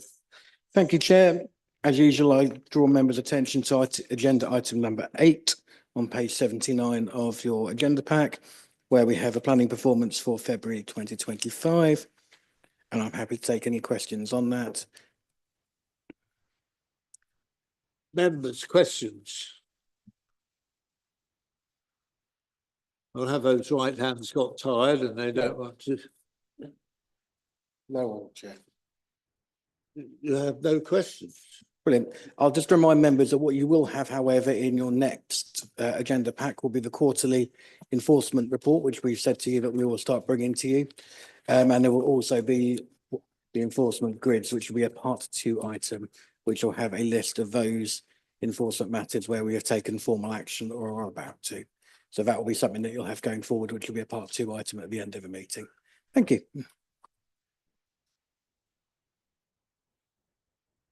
We don't need to exercise the comfort break at 2 hours. You can have a month's comfort break, and this meeting is now closed. Thank you for attending, everybody. No, no, you're not.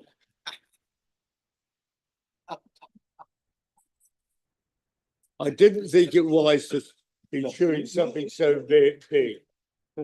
Although I must admit, I would like to have done. Oh, that.